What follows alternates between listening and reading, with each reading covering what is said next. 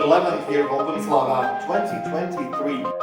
Cloud, AI, future, digital identity, decentralization, like everything you've heard in the last 5 years, from crypto to robots to chatbots to everything is going to be spoken about at this conference. I'm really looking forward to that.